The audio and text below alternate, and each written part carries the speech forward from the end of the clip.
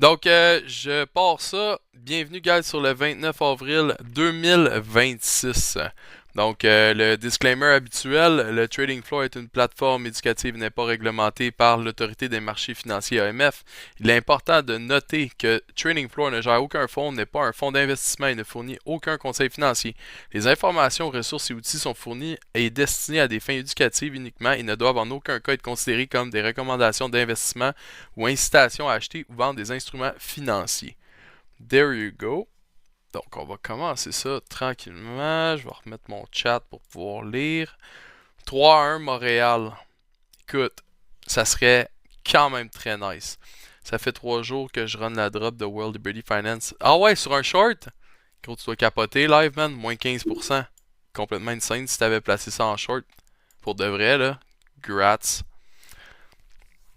Juste voir ta réponse avant de continuer, man. Si t'as fait des shorts là-dessus, là, pour de vrai, ouf! 60% de profit! Aïe, aïe, aïe, aïe, aïe!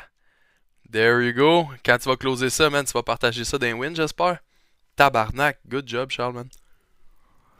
Hmm. Puis si je me trompe pas, t'as pris le breakout en long sur Tao en plus?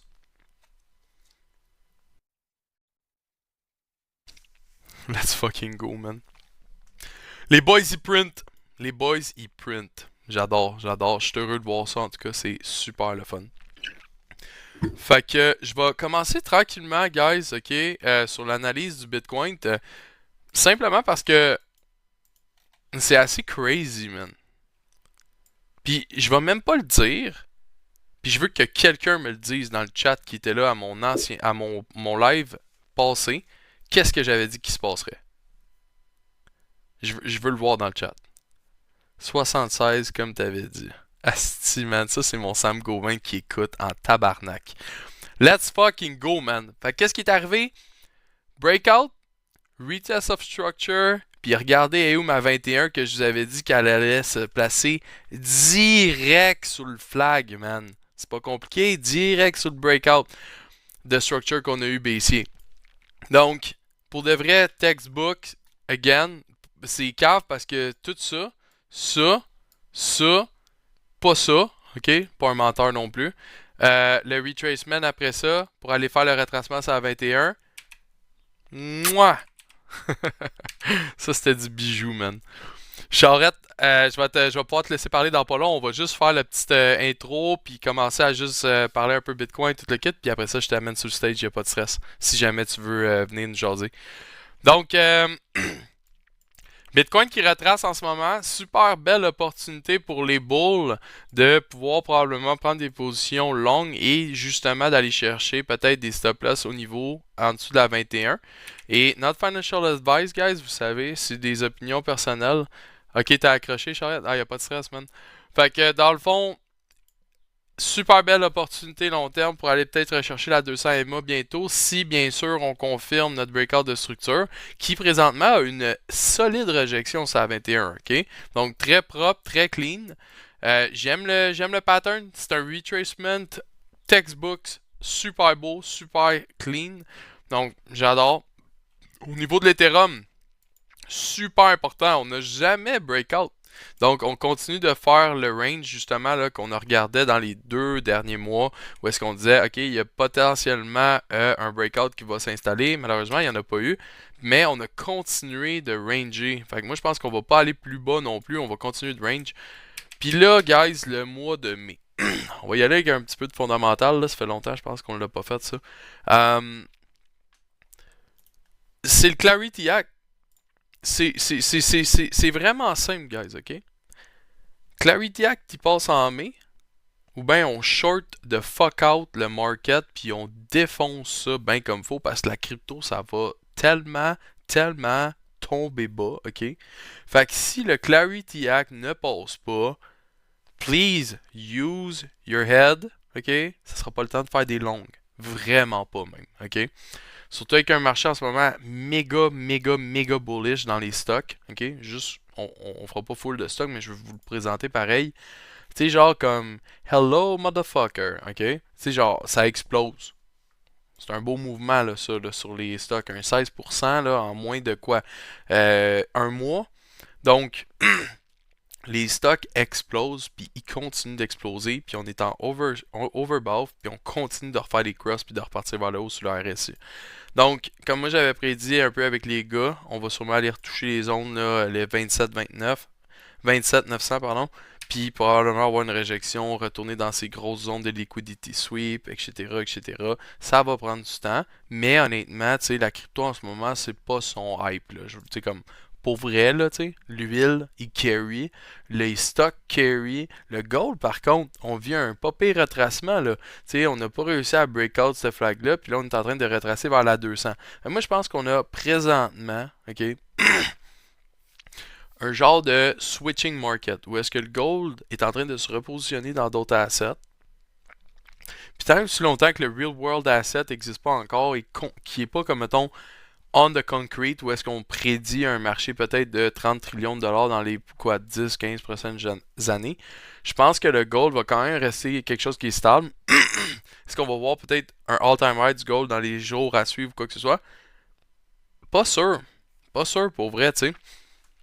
Je pense qu'on va rester dans une petite période de consolidation sur le gold. On va beaucoup jouer sur l'huile parce que, guess what, c'est super payant. Puis au niveau du predicting market, ben, on peut manipuler le marché avec des news. So, l'huile, je pense qu'en ce moment, est en train de prendre énormément de place parce qu'on peut manipuler justement le narratif du Strait of Hormuz. On est en train de builder toutes ces choses-là.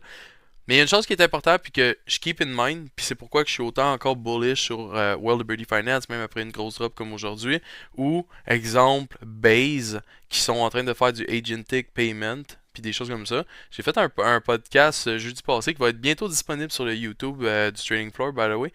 Euh, on a eu la chance d'avoir Michel Kazaka qui nous a expliqué les payment processing, ok? Puis c'est quand même drôle parce que on parle beaucoup genre de bourse, on parle du market cap, on parle de ci, on parle de ça. Mais le produit en tant que tel qui génère énormément d'argent, guys, c'est les paiements. Il n'y a rien de plus payant que les paiements. Point final.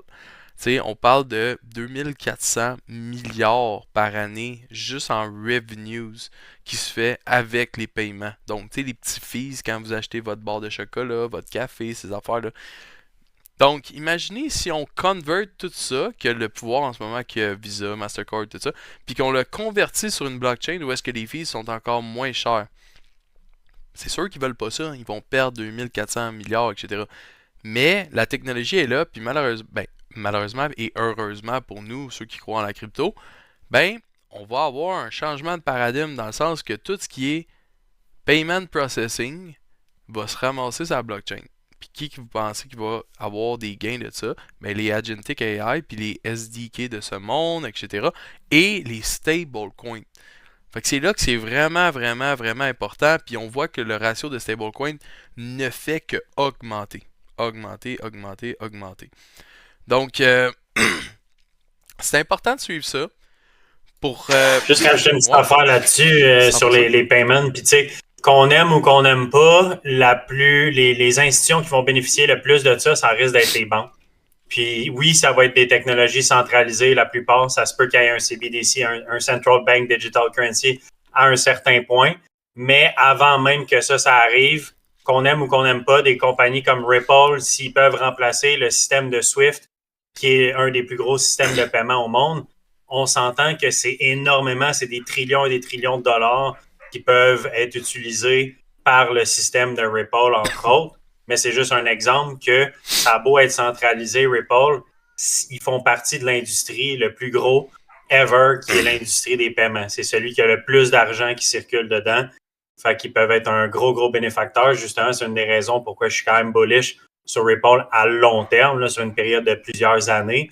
Parce que si jamais ils mettent leur pied dans le Swift système, oublie ça, là, ça va être énormément d'argent qui devrait flow dans Ripple. 100%, man. 100%. Puis honnêtement, c'est ces techs-là qui vont créer le bridge de la centralisation, de la DeFi, du payment processing, tout ça. Honnêtement, c'est littéralement là-dessus qu'il faut baser. Après ça, de dire, ah ouais, le gold, pardon, pas le gold. Le Bitcoin, c'est une valeur sûre. C'est une valeur de refuge. Ok, guess what? Oui, ça va remplacer probablement l'or qui va devenir un 2.0 avec le temps. Mais concrètement, c'est les paiements qu'il faut focuser, guys. C'est là-dessus que le cash va se faire.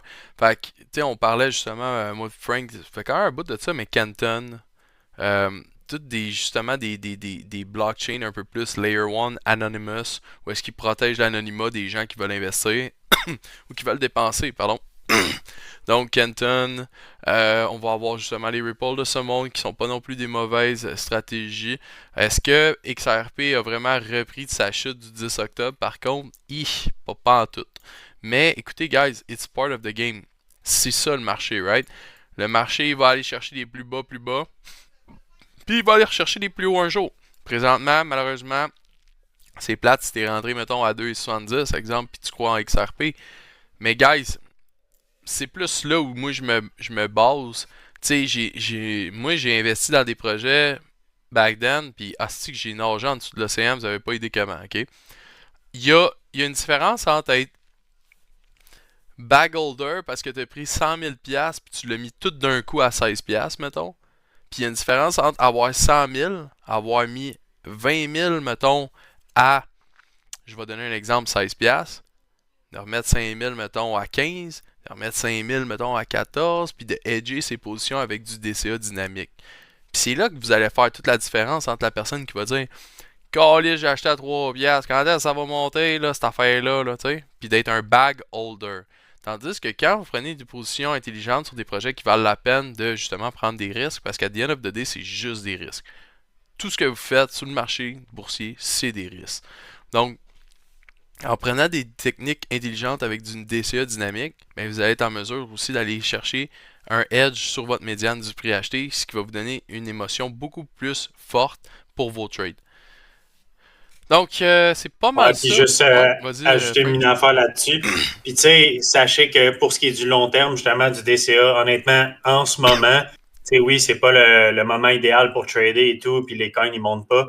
Mais pour la plupart des projets, dès que c'est un projet qui a des bons fondamentaux, qui va être encore là dans une couple d'années, acheter au prix qu'on est en ce moment dans à peu près n'importe quel bon projet, c'est des prix complètement insane qu'on va regarder dans un an ou deux, puis on va faire, man, j'aurais dû acheter plus de whatever, Hyperliquid, Solana, 100%. Bitcoin, évidemment, puis ces coins-là, mais pas juste les majors, là, la plupart des bonnes technologies, comme les projets que moi je suis, que je vous parle souvent, ben, Render, Tao, des affaires de même, c'est tous des très bons prix pour du long terme. Fait que c'est d'avoir l'optique de juste, si ça drop, j'achète plus, puis je hold jusqu'à temps que ça remonte. Mais en ce moment, vous savez que vous n'êtes pas en train d'acheter le top, là. Il n'y a pas aucun coin qui est à son all-time high puis qu'il n'y a pas d'euphorie en ce moment. C'est le contraire de l'euphorie. Pensez à Warren Buffett.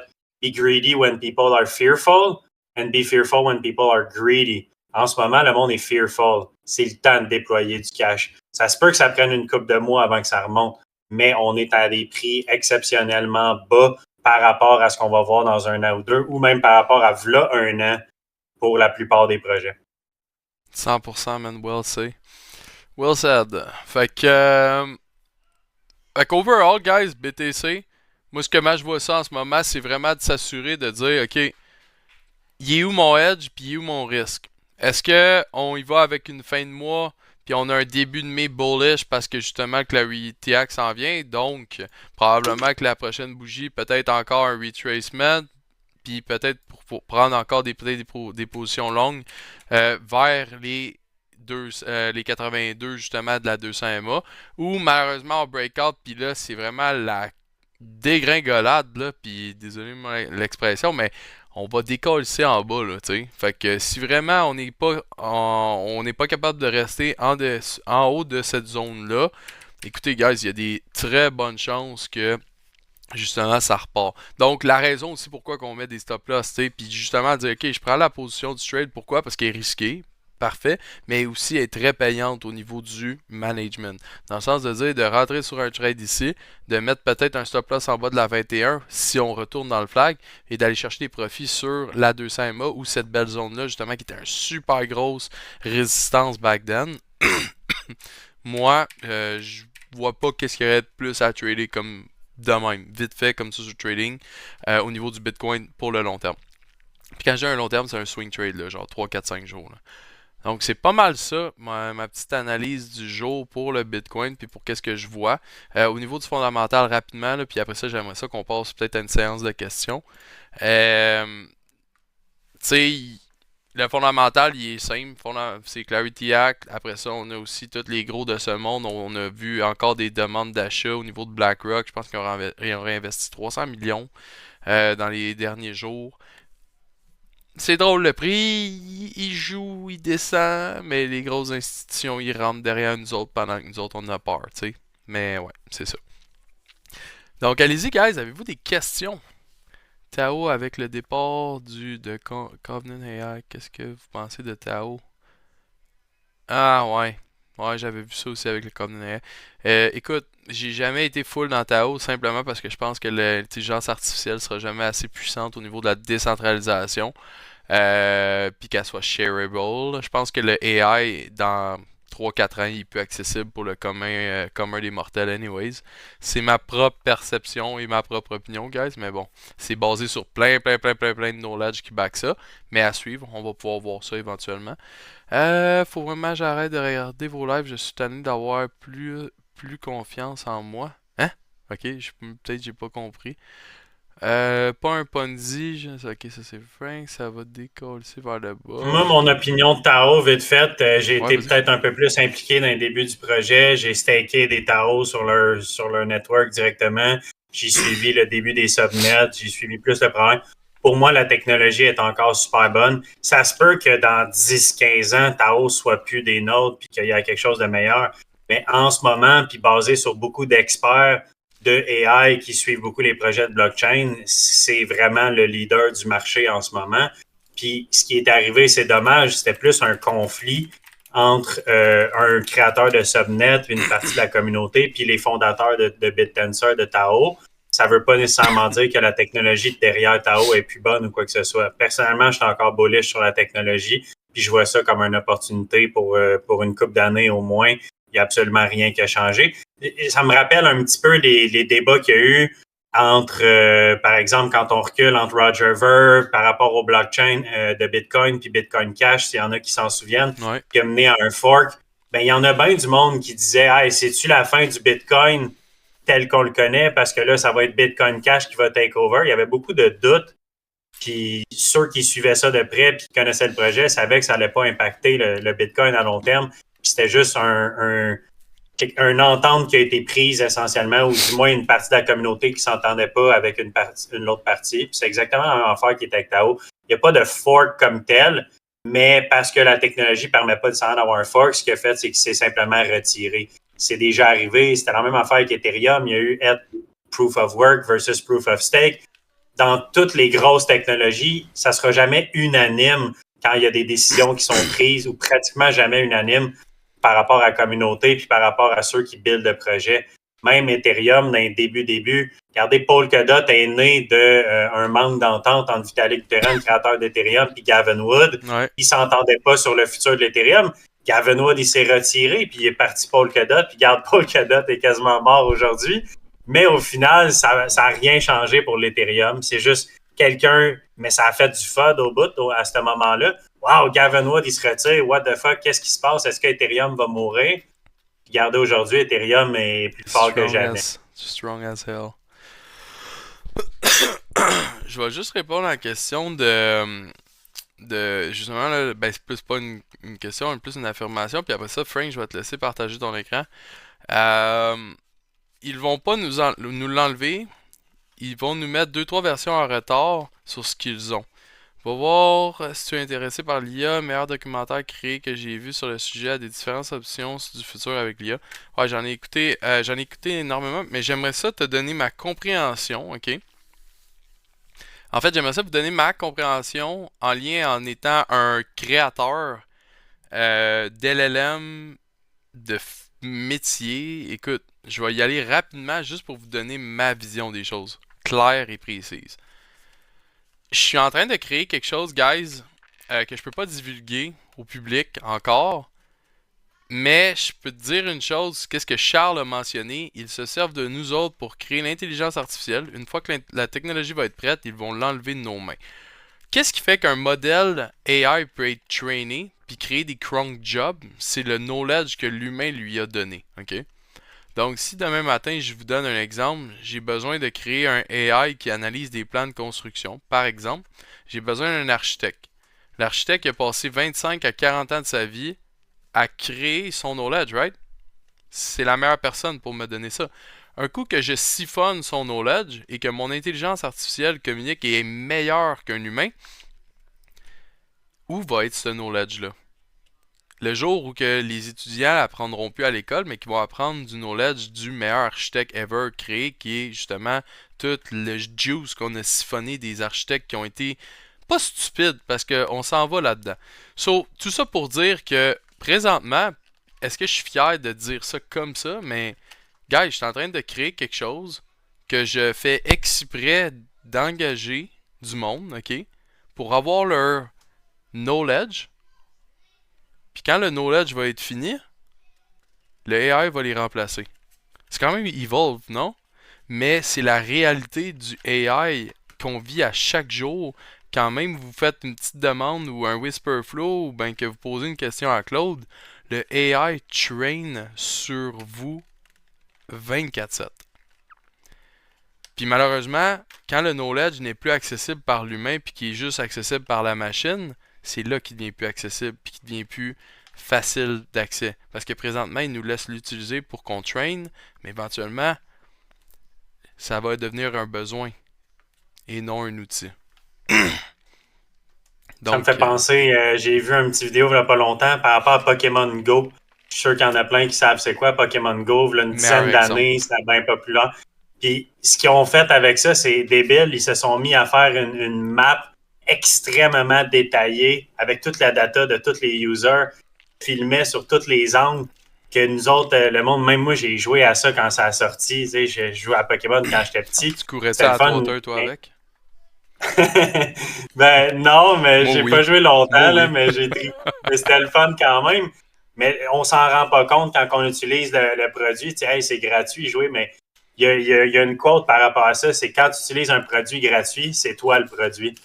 Puis en voulant dire, quand tu payes pas pour de quoi, généralement, c'est parce qu'il y a une raison pour ça. C'est qu'ils sont capables de faire de l'argent avec tes datas. C'est la même affaire avec Facebook, ces affaires-là, les réseaux sociaux. Ah, c'est gratuit, ouais, parce que c'est toi le data, c'est toi qui est le produit, c'est toi qui est vendu puis qui font de l'argent avec ça. Pas pour rien que c'est jusqu'à où je suis Facebook... allé amener ma compréhension de tout ça, man, à quel point je suis allé deep. C'est que c'est crazy pareil, hein, que YouTube a incité les humains à partager leur savoir pour avoir des vues, mais aussi pour avoir une rémunération, right? Mais imaginez la database de YouTube au niveau du knowledge, genre. Tu sais, comme les genres de vidéos du gars qui forge de quoi, genre. Puis qui est comme... And now I'm gonna put this at 10 degrees and now we're gonna be able to make a jewelry. Genre, tu sais, comme, c'est tout le data, tout le transcript, tout le knowledge humain. Littéralement, n'importe quelle question que vous posez. Mettons, comment faire un pneu. Genre, pour vrai, on pose la question, comment faire un pneu sur YouTube. Pas mal sûr qu'il y a un dude, genre, qui a fait une vidéo de 3 heures dessus. Là. Fait que, quand même fucked up, pareil. Anyways. Je te laisse continuer, Frank. Je vais regarder tes analyses. Non, c'est chill, mais avant de commencer, c'est parce qu'il y a encore une couple d'affaires dans le chat. Il y a Jeff qui avait request to speak. Je vais l'inviter. Je ne sais pas si c'est encore Jeff. Je t'ai invité si tu veux venir nous jaser. Ah ben oui, ce que je l'avais pas vu. Désolé. Non, pas de stress. Je vais voir en attendant dans les commentaires. Il y a Jules qui dit comment bien manger un Oreo. 100% sûr qu'il y a une vidéo comment bien manger un Oreo. En fait, c'est un gros débat, ça, là. Ouais, c'est ça que j'allais dire. Il y en a que c'est genre, bro, tu le sépares en deux. Il y en a que c'est juste, tu manges la crème. Est-ce que tu manges la crème isolée ou avec le cookie? C'est ça la grosse question. Ou tu te le mets tout de suite dans la gueule. Jeff, comment qu'on fait pour t'ajouter de même? Ok, ben, c'est une main levée, mais il est plus en requesting. Fac. Ouais, c'est parce que je l'ai invité en requesting. Si je peux on peut le move manuellement, peut-être? Non. Non, je peux juste l'inviter. C'était peut-être une erreur aussi, là. C'est... Ok. Bon, ok, je vais y aller avec un petit partage d'écran. Yes, sir. Je vais pouvoir share ton... Je vais pouvoir recorder ton screen.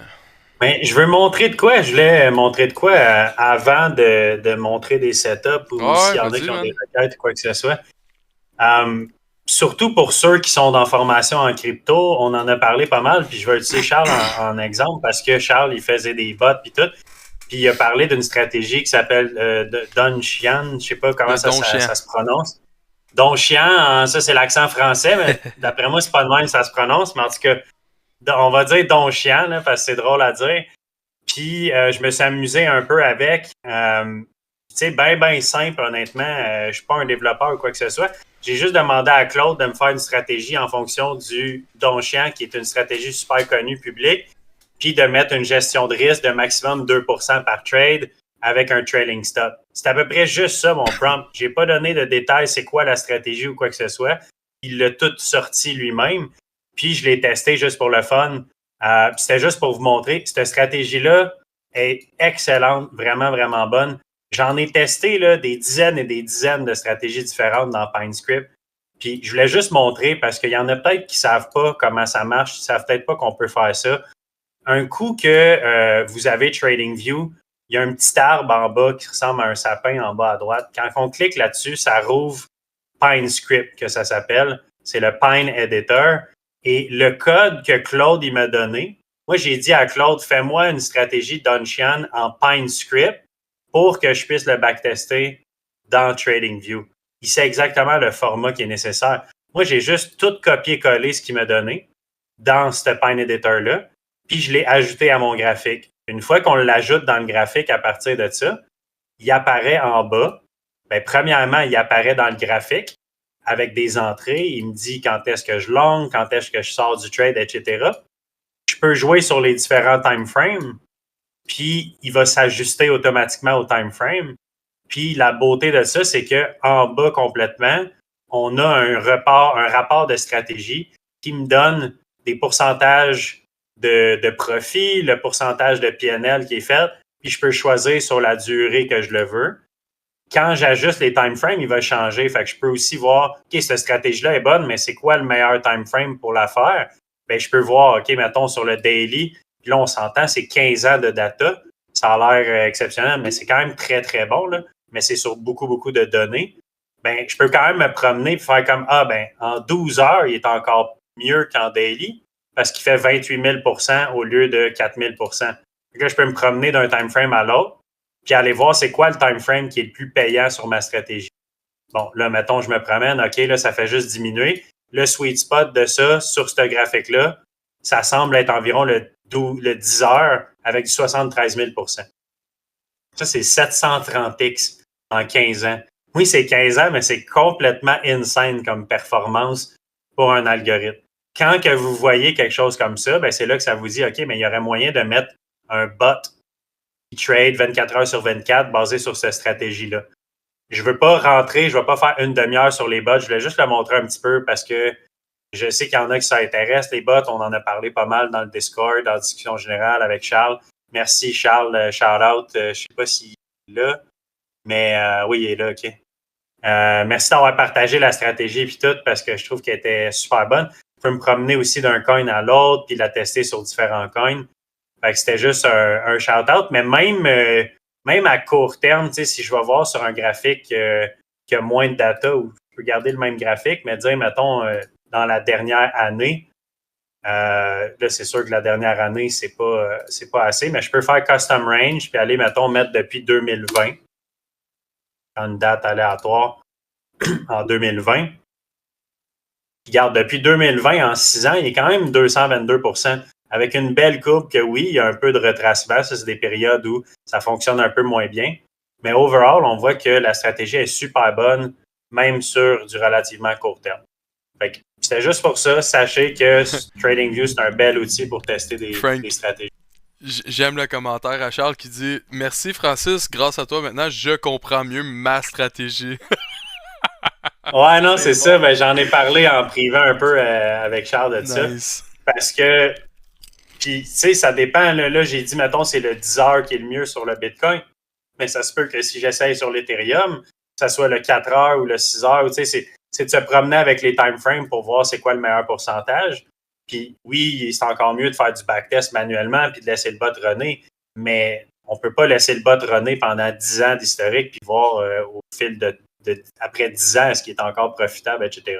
Mais c'est sûr qu'il y a différents marchés comme 2021 à 2023, pendant quasiment 2 ans, le bot ne faisait pas d'argent si j'avais un bot là-dessus. Mais on voit que c'est du long terme, qu'à long terme, il y a des périodes qui sont extrêmement bonnes. Il y en a d'autres qui sont un peu moins bonnes. Fait que that's it. Puis vous pouvez même, sans mettre de bot, vous pouvez même l'utiliser comme un indicateur dans votre graphique. Faire comme, ah, Donchian, il serait rentré dans un long ici. Ah, peut-être que ça serait le temps pour moi de long, de penser à faire des swing longs ou quoi que ce soit. Au final, il n'est pas parfait. Moi, je ne suggère pas nécessairement de trader en fonction de ça, mais il est clairement profitable. C'est juste que ça va arriver des fois qu'il va se faire stopper puis il va prendre des mauvaises entrées. Mais c'est une bonne stratégie en soi. Fait que c'est ça que je voulais montrer pour l'algo. On va checker, on va aller voir Tao. Tao, justement, j'en ai parlé pas mal.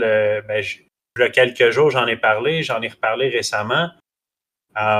Trade setup potentiellement actif en ce moment. Pour ça, je vais juste enlever le Donchian. Je suis curieux, mettons, Donchian sur... Même sur un coin comme Tao, ça aurait fonctionné. C'est sûr qu'il n'y a pas beaucoup d'historique, mais... Question pour le PineScript que tu as fait. Est-ce que tu avais calculé aussi le arbitrage, les fees, ces affaires-là, ou... je pense que non. Ça change beaucoup quand on met les fees. Non, c'est ça, il n'y a pas de commission, effectivement. Fait que c'est un très bon point, Jay. Pour avoir un vrai test réel, ça serait de mettre un petit pourcentage de commission que si je fais la petite flèche, je vais dans Setting, je vais dans les Properties, je peux mettre une commission de, mettons, 0,3%, 0,4%, quelque chose comme ça. Mais de façon générale, ça ne fera pas un impact majeur, mais ça peut avoir une différence. Si le pourcentage est faible, ça peut faire toute la différence, mais un pourcentage de, mettons, 14 000 je retourne dessus. Ah, ben c'était pour ça que j'en parlais, parce que quand tu fais du scalping, si tu mets pas les commissions dans tes stratégies, c'est là que ça fait toute la différence pour le scalping. Oui, absolument. Fait que check à 0,4%, c'est environ les frais pour un market order. En limite, ça serait moins cher, mais on va prendre pour acquis qui fait des market orders. Ça a quand même passé dans les 6 dernières années. On était à 210% tantôt, je pense, pas de commission, qui est descendu à 150%. Ça ne fait pas que la stratégie est plus profitable, mais ça l'enlève une partie du profit. Fait que quand même un good call. Là, je rappelle Setting Properties. Juste de mettre une petite commission pour simuler vraiment plus un bot réel avec des market fees dans le marché. Alright, fait que je vais l'enlever pour l'instant. Tao, on retourne là-dessus. Fait que Tao, mais justement, c'était drôle parce que Donchian, il est rentré justement dans un long sur Tao. On le voyait tantôt, je sais pas. L'a fait. C'était sur le daily? Ah non, c'était sur le 4 heures. OK. Fait que tu sais, juste pour le fun, Donchian, il est rentré justement sur le breakout. Je sais pas si c'était ça le trade que Charles tu parlais. En tout cas, sur le 4 heures, Tao et Donchian viennent de rentrer. Mais en tout cas, le setup, c'est un setup qu'on regardait depuis quand même un bon bout de temps. Là, je vais l'enlever pour l'instant. On faisait un gros pattern de consolidation depuis la bonne drop de Tao. Je rappelle que c'est un niveau, là, je pourrais étendre le box pas mal plus dans le passé, puis vous montrer que c'est pas juste un niveau là, à court terme, c'est un niveau significatif dans le passé aussi.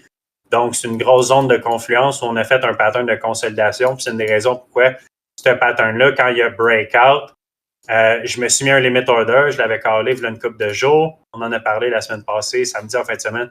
J'ai dit, mettez ça sur votre watchlist. Pourquoi? Parce qu'on a un beau pattern de higher low, higher low, higher low constamment avec une support en diagonale, une trend line.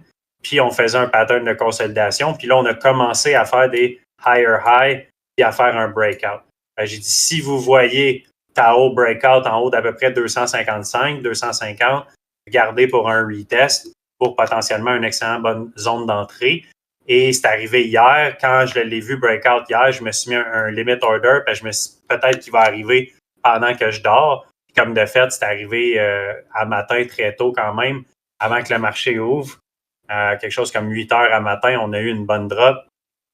7-8 heures à matin. Fait que s'il y en a qui sont dans le trade que j'ai parlé, good job, vous êtes peut-être dans le profit déjà si vous êtes rentré à peu près à 250. Sinon, honnêtement, le trade il est techniquement encore valide. On est encore très proche. Là, c'est sûr que si jamais on a un gros crash du Bitcoin est on the line un petit peu en ce moment. On va le regarder rapidement. Mais le trade setup en ce moment sur Tao est encore quand même valide. Fait qu'il y aurait moyen de rentrer en ce moment. On est très, très proche de l'entrée que j'avais suggérée. Fait que c'est pratiquement la même entrée. Et au niveau des targets, ça, c'était une chart, je l'avais sur l'autre chart, mais on peut simplement tirer des Fibonacci de notre ancien top puis aller identifier des zones clés. J'avais identifié la zone du 0.5 Fibonacci qui était quand même une zone importante parce qu'on peut le voir qu'il y a quand même pas mal de confluence environ à notre 0.5. Fait que je ne serais pas greedy sur une entrée, sur un take profit, je veux dire, de Tao. Il y aurait moyen d'y aller avec un trade comme ça de à peu près 2,4 pour 1. Parce que ça, c'est la target très conservateur. Parce qu'il y a des targets plus hauts, mais prends pas pour acquis que Tao, il va faire un renversement puis qu'il va repartir à des new highs. On est quand même en situation où on a eu une bonne drop. Puis ça, c'est une consolidation. Je m'attends à ce que ça fasse un petit bounce. Après ça, on va voir, est-ce qu'on continue le bounce, on a un retest puis on s'en va plus haut, ou au contraire, on a un petit bounce puis on redescend plus bas. Fait que c'est un peu de juste pogner le momentum, faire essentiellement un rounding bottom, venir retester une zone probabilistique. Puis, je veux juste vérifier si je fais ma Fibonacci, mais pas du top là, mais de celui-là ici, on a-tu des targets qui fait plus de sens? Ça revient à notre Golden Pocket Zone. Là. Fait que peu importe la façon que vous le dessinez, votre Fibonacci, vous avez quand même une zone relativement importante. Je mettrais mon take profit, je l'ai mis en fait juste en dessous de mon niveau ici. Parce que ça, c'est un support qu'on a eu. Fait que je vais y aller conservateur. Je vais mettre la ligne horizontale. Fait que ça, ici, à 292,5 environ, 0.4, ça serait la première target probabilistique pour Tao. Moi, je vais sortir, si on peut atteindre ce target-là, je vais sortir à peu près 75% de mon trade. Puis, je vais m'en garder une petite partie pour si jamais on break out puis on va vraiment plus haut. Puis, ça va dépendre un petit peu du Bitcoin aussi, tout ça. C'est sûr, si le Bitcoin décide de crasher, malheureusement, ben, Tao, il va probablement dropper aussi. Puis, on va le regarder. Le setup il est quand même intéressant, qu'on a un pattern de renversement avec des higher low et des higher high, plus un breakout qui sort de la zone d'accumulation de Tao. Ça, c'est pour Tao. Je veux juste voir, il y a une question par rapport au Fib. Peux-tu montrer tes settings de Fibo? Vite fait, moi, le screenshot. Ouais. Dans le fond, j'ai toutes les Fibo principales. Les principales, c'est 236, honnêtement, je ne l'utilise pratiquement pas. Je pourrais même l'enlever, mais je la laisse là. Elle est comme là par défaut. Mais 236, 382, 0.5, 618. La 6.5, c'est que souvent, il y a des rebonds qui se font. Ça, c'est un peu une autre zone que je n'ai jamais vraiment parlé, là, mais entre la 0.5, la 0.65 et la 618, c'est comme une petite zone qu'il y a bien des traders qui utilisent. Fait que je l'avais mis parce que des fois, je l'utilise. Mais réellement, la zone la plus importante, c'est entre la 0.5 et la 618 de Fibonacci, qui est notre Golden Pocket Zone. Puis, en dehors de ça, j'ai la 786 puis la 886, que ça, c'est nos retracements plus deep, plus creux. Quand on a des plus gros retracements, bien souvent, ça va aller toucher ces zones-là de Fibonacci. Je ne sais pas si tu as eu le temps de faire le screenshot. Puis après ça, il y a tout ça en price discovery, si on veut, qu'une fois qu'on va au-dessus de la 1 pour 1, mais c'est pas nécessairement du price discovery, mais souvent, c'est des all-time high ou quoi que ce soit, bien, on a des niveaux quand même assez importants. Tous les ratios de 618, c'est sûr, ça va toujours être des niveaux importants. Donc, 1.618, 2.618, etc. Puis, on a comme un niveau intermittent entre la 1.0 puis la 1.618 à 1.272. C'est pas mal ça pour les Fibonacci. Rien. Pas vraiment d'autres questions, all right. Fait que je vais juste retourner sur le Bitcoin vite fait.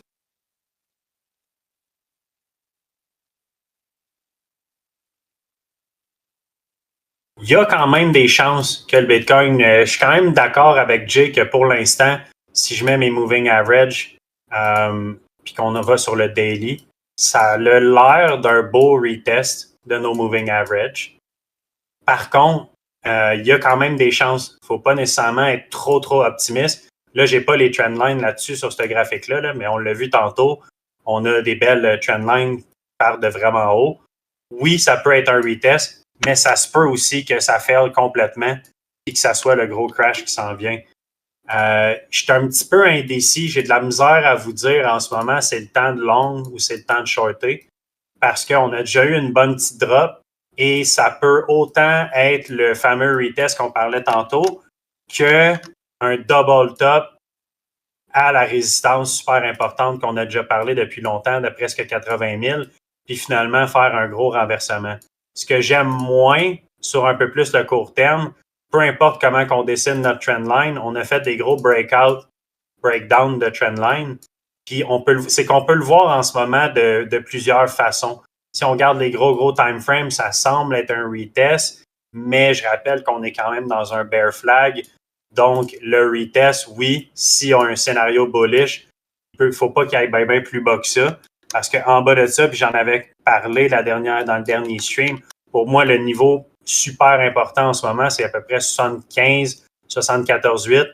Mais pour un chiffron, 75 000, je disais justement samedi passé, si on close le daily, parce que c'est un time frame significatif, en bas de 75 000, j'aurais pas le choix de reconsidérer mon scénario bullish puis de penser qu'on va peut-être aller beaucoup plus bas. Présentement, on a l'air de holder à court terme, mais pas particulièrement fort. Puis même que si on zoom in pas mal, on est peut-être en train de faire un bearish retest de notre breakdown ici, qui est la zone. Fait que, honnêtement, tough time, tough spot. C'est rare que je vais dire ça, mais là, on dirait en ce moment, je sais comme pas qu'est-ce qu'on va faire. Je vais être franc avec vous autres. C'est un peu délicat en ce moment. Il y a des moments, d'habitude, c'est assez clair où est-ce qu'on s'en va. Vous le savez, je le cale la direction quand même assez bien depuis un bout. Là, live, là, c'est délicat. On a eu le Fed meeting aujourd'hui. Puis c'est qu'on a un support majeur, puis on peut le voir qu'on a soit breakdown ou on a break-up si on regarde des time frames plus hauts. Pas facile. Si vous n'êtes pas sûr puis vous voulez trader, l'abstinence peut être quand même une bonne solution en ce moment dans le sens où pas trader, des fois, c'est la meilleure décision. 100%. Puis d'attendre que le marché soit plus clair. Même moi, en ce moment, j'ai aucune position sur le Bitcoin. Je suis comme un peu en attente de voir qu'est-ce qu'on va faire avec ça. Je l'ai calé il y a quelques jours. J'ai dit, ça reste que le bias est un peu plus short à court terme. Je sais qu'il y en a qui ont pogné une coupe de short récemment. Good job. Mais ça se peut que ça soit un bottom puis qu'on reparte. Le scénario que j'avais calé depuis un petit bout, c'est justement un peu comme Jay parlait. Ça serait le top à peu près à 80-79, un petit retracement. Puis, si on est capable de holder 75 000 environ, je m'attends à quand même encore à une leg à 80-82 dans ce coin-là. Puis ça, c'est sûr, c'est une grosse zone de short qu'on en a parlé beaucoup dans le passé. J'aimerais vraiment ça, personnellement, avoir une dernière leg qui vient sweep toute la liquidité, qui me donnerait, parce que j'ai des limit order aussi short, quand j'en ai déjà parlé, que je ladder in dans des shorts.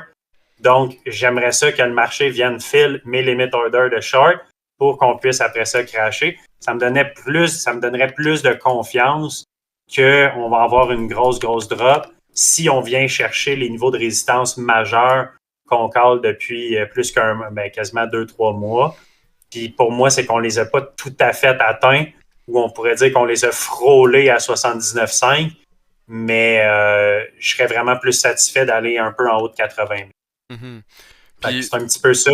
Frank, je rajouterais juste une affaire, puis en même temps, je vais pouvoir juste donner le mot de la fin pour moi, puis en même temps, closer le recording. Il y a quelque chose aussi qui est quand même insane qui s'est passé aujourd'hui, puis qu'on en a pas trop parlé tantôt, mais tu m'as fait allumer quand tu as parlé de Jerome Powell. C'était son dernier speech. Littéralement, guys. Ouais. C'était le dernier speech de Jerome Powell anti-crypto. Powell, pardon. Et on va avoir Kevin qui va le remplacer, qui a un portfolio de, I don't know, 5 millions et plus en crypto. Donc, un Fed chairman ultra méga bullish. Et on s'entend, ce sera pas le puppet de Trump, mais pas mal mieux que Powell, mettons, on va dire. Il va être pas mal un petit peu plus du bord à Trump. Pas mal sûr de ça. Donc, Oui, puis c'est assez ouais. clair. Non, Vas-y, close le stream. OK, donc, je m'en allais juste dire, c'est assez clair que Kevin Walsh, il ah va oui. être, même s'il a deny qu'il allait être le puppet, basically, il va être quand même le puppet. Puis justement, il s'est fait Exact. demander c'est pas nécessairement en chambre d'assemblée, là, je sais pas comment ça s'appelle, là, C'est quand la il se fait pré-chambre d'assemblée avant les votes. pré-chambre d'assemblée. Dans le fond, t'as le vote. Ok, dans le fond, c'est le testimonial que lui doit faire pour prouver que c'est la bonne personne pour gérer la SEC. Il y a le vote, puis après ça, il y a le vote complet. Là. C'est comme, ok, good, he's in, tu sais. Mais, ouais, vas-y.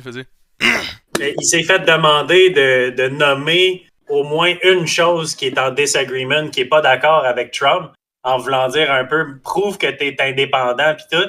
Puis il tournait alentour du pot, il évitait la question. Puis à un moment donné, il a fait comme, actually, j'en ai une affaire que je suis pas d'accord. Puis c'était sur son habillement. Puis c'était épique comme moment un peu parce que j'ai vu un gars qui breakait down tout le speech, là, mais justement, Quand il il parle de son expliquait cigare que pis tout, là. ouais, drette ça, genre son style vestimentaire avec le cigare et tout, mais que ça avait aucun rapport avec les politiques Puis, fiscales ou quoi que ce puis je soit, pense que t'as en juste voulant pas dire mentionné qu'il est aussi vraiment... que c'était aussi en relatant à Elizabeth Warren. Ouais, c'est ça, effectivement. Mais Il c'est, l'a tu sais, détruit, man. Il l'a ouais, c'était détruit. bon pareil. Un bon C'était speech. tellement bon, guys. Allez voir, pour vrai, toutes les questions au Parlement qui est arrivé avec justement Kevin Warch. Pour vrai, asti que c'était bon, man. C'est du bonbon à écouter. Donc, anyways, pour tous ceux qui sont à la maison, guys, qui écoutent ça, puis que justement qui apprécient le contenu, etc. Merci de nous suivre sur nos pages, etc. Merci aussi à tout le monde qui sont là à soir pour le live, c'est sacoche. Honnêtement, on a la best communauté, c'est vraiment nice. Puis je vous souhaite une super belle soirée. Moi là-dessus, je m'en vais as always à 8h30 commencer à coucher les petits. Puis bonne game des Canadiens, on va espérer qu'ils gagnent à soir. Donc